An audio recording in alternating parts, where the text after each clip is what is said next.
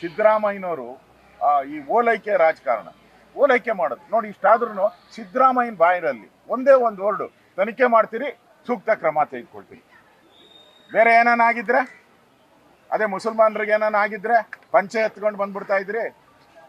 ಇವಾಗ ಯಾಕೆ ಬರ್ತಾ ಇಲ್ಲ ನೀವು? ಇವಾಗ ಯಾಕೆ ಬರ್ತಾ ಇಲ್ಲ?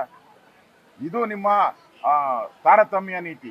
ಹಿಂದೂಗಳಿಗೊಂದು ಮುಸ್ಲಿಮರಿಗೊಂದು ತಾರತಮ್ಯ ಮಾಡಿ ಎರಡು ಕೋಮುಗಳನ್ನು ಒಡೆಯುವಂಥ ಕೆಲಸವನ್ನು ನೀವು ಮಾಡಿದ್ದೀರಾ. ವೋಟ್ ಬ್ಯಾಂಕ್ ಪಾಲಿಟಿಕ್ಸ್ ಮಾತ್ರ ಮಾಡಿದ್ದೀರಾ. ನಾವ್ಯಾರು ಎದರಲ್ಲ. ನಾವೆಲ್ಲ ಕೂಡ ಈ ಒಂದು ಕೃತ್ಯದ ಹಿಂದೆ ಇರೋರನ್ನ ಯಾರಿದಾರೋ ಅವ್ರನ್ನ ಕ್ರಮ ತೆಗೆದುಕೊಳ್ಬೇಕು. ಇದು ಯಾರೋ ಒಬ್ಬರು ಮಾಡಿರೋ ಕೆಲಸ ಅಂತ ಅನ್ಸಲ್ಲ. ಇಡೀ ಹಿಂದೂ ಸಂಘಟನೆ, ಇಡೀ BJP ಇದ್ರ ಪರವಾಗಿ ನಿಲ್ಲುತ್ತೆ. ನಾವು ಇಡೀ ರಾಜ್ಯಾದ್ಯಂತ ಈಗಾಗಲೇ ಹಿಂದೂ ಸಂಘಟನೆಗಳು ರಾಜ್ಯಾದ್ಯಂತ ಹೋರಾಟಕ್ಕೂ ಕರೆ ಕೊಟ್ಟಿದ್ದಾರೆ. ನಾವು ಅವ್ರ ಜೊತೆ ನಿಲ್ತೀರಿ. ಈ ಧರ್ಮ ಯುದ್ಧ ಇದೊಂಥರ ಧರ್ಮ ಯುದ್ಧ. ಸಿದ್ದರಾಮಯ್ಯನವರು ಈಗ ಕೊಟ್ಟಿದ್ದಾರೆ. ಈ ಹತ್ಯೆ ಮಾಡೋ ಮುಖಾಂತರ ಸಿದ್ದರಾಮಯ್ಯನವರು ಈ ಧರ್ಮ ಯುದ್ಧಕ್ಕೆ ನಾವು ಚಾಲನೆಯನ್ನು ಕೊಟ್ಟಿದ್ದೀರಿ. ಇನ್ನು ಮುಂದೆ ಈ ಧರ್ಮ ಯುದ್ಧವನ್ನು ಮುಂದುವರಿಸ್ಕೊಂಡು ಹೋಗ್ತೀರಿ. ಯಾವುದೇ ಈ ರೀತಿ ಗೋವುಗಳನ್ನು ಹತ್ಯೆ ಮಾಡುವಂಥದ್ದನ್ನು ನಾವು ಖಂಡಿಸ್ತೀರಿ. ಮತ್ತು ಹಿಂದೂಗಳ ಮೇಲೆ ಆಗ್ತಾ ಇರುವಂಥ ಹಲ್ಲೆಯನ್ನು ಖಂಡಿಸಿ ನಾವು ಇಡೀ ರಾಜ್ಯಾದ್ಯಂತ ನಾವು ಈ ಹೋರಾಟಗಳನ್ನು ಮುಂದುವರಿಸ್ತೀವಿ.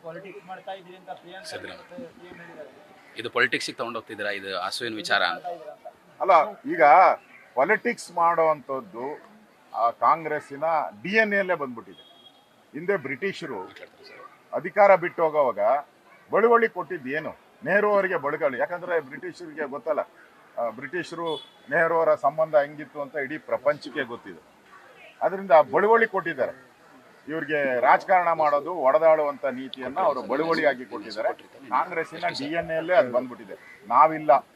ನರೇಂದ್ರ ಮೋದಿಯವರು ಏನು ಹೇಳಿದ್ದಾರೆ, ಸಬ್ಕಾ ಸಾಥ್ ಸಬ್ಕಾ ವಿಕಾಸ್, ಆ ಉದ್ದೇಶದ ಅಡಿಯಲ್ಲಿ ನಾವು ನಡೆಯುವಂಥವ್ರು.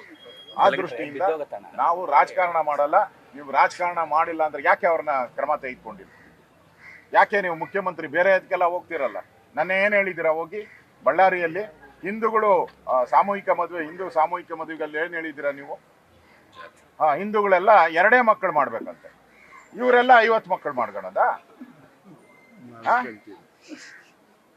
50 ಮಕ್ಕಳು, 4 ಜನ ಹೆಂಡ್ತಿದಿರು, ಇನ್ನೊಂದು ಅಷ್ಟಾದ್ರೂ 10 ಜನನೂ ಬೇಕಾದ್ರೆ ಮಾಡ್ತೀರಾ. ಲವ್ ಜಿಹಾದ್ ಮಾಡ್ತೀರಾ. ಇವ್ರಿಗೆಲ್ಲ ಪರ್ಮಿಷನ್. ಹಿಂದೂಗಳು ಮಾತ್ರ 2 ಮಕ್ಕಳು ಮಾಡ್ಬೇಕಂತೆ. ಎಂತ ಸುಭಾಷಿತ ಹೇಳಿದಿರ ಸಿದ್ದರಾಮಯ್ಯನವರೇ. ಇದೇ ಹೇಳೋದು ನಿಮ್ಮ ಒಡೆದು ಆಳುವ ನೀತಿ, ಇದೇ ತುಷ್ಟೀಕರಣ. ಇದರ ವಿರುದ್ಧನೇ ಹೋರಾಟವನ್ನ ನಾವು ಮಾಡ್ತೀವಿ. ನ್ಯೂಸ್ ಫಸ್ಟ್, ನಿರ್ಭೀತಿಯಿಂದ ನಿಮ್ಮ ಪರವಾಗಿ.